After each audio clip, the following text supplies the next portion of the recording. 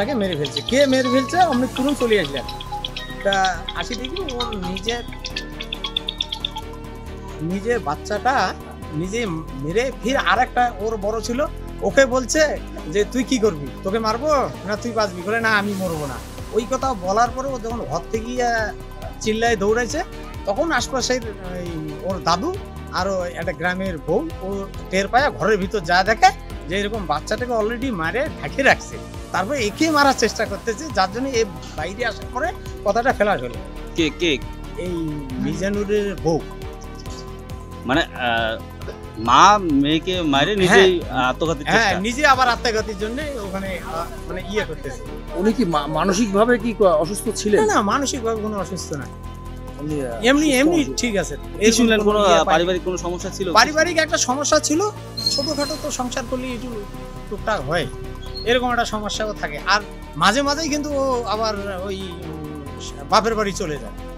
আমি আবার কোনো আলোচনা করে ওখানকার পঞ্চায়েতের সঙ্গে কথা বলে আবার নিয়ে আসি, যেহেতু তিনটা বাচ্চা আছে তার, যাতে সংসারটা হয়। মানে স্বামী স্ত্রীর মধ্যে মাঝে মধ্যেই স্বামী স্ত্রীর মধ্যে মাঝে ওদের একটু মানে কথা কাটাকাটি হতো। আর স্বামীটা তো কাজ না করলে হবে না, ও তো জমি জমা নাই, সারাদিন কাজ করে বাইরে কাজ করেই আসে। আজকেও যেমন সকালবেলা ও কাজ করতে গেছে, এখন পর্যন্ত খবর ওর সঙ্গে মোবাইলও বাড়িতে, ও এমনি কাজ করতে গেছে কুষ্যায়। 10 টাকা 20 টাকা চাইছে, এই নিয়ে কথাবার্তা হয়েছে। হওয়ার সূত্রে মেয়েটার মা বলছে যে ওর স্বামীকে গালি দিয়ে বলছে যে আজকে তুই কাজে যা, তুই আইসে আমার সহকারে বাচ্চার সহকারে মরা মুখ দেখবি, ঠিক আছে? তো এই মতো অবস্থায় ও কী করছে, কিছুক্ষণ পরে যখন ওর স্বামী কাজে বেরিয়ে গেছে, ওই মিস্ত্রি জোগালি কাজ করে, ও বেরিয়ে গেছে কুষ্টিয়াঘাটে নাকি কাজ করতে।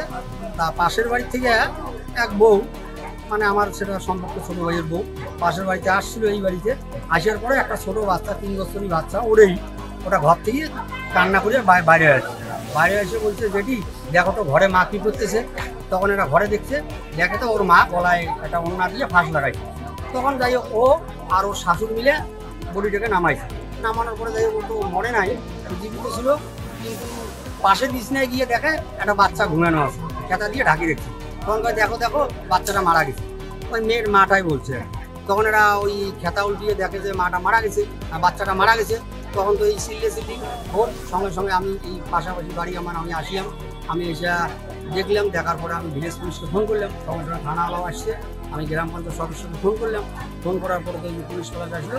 যখন একটা পরিস্থিতি অশান্ত পরিবেশ সৃষ্টি হয়েছে, গ্রামের শোকের ছায়া নামছে, 2 বছরের বাচ্চার মৃত্যু, অস্বাভাবিক মৃত্যু।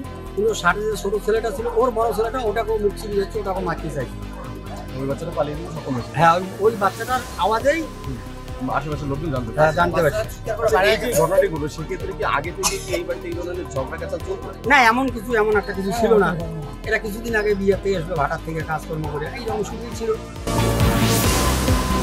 ফলো করুন সংবাদ প্রতিদিন ডিজিটাল।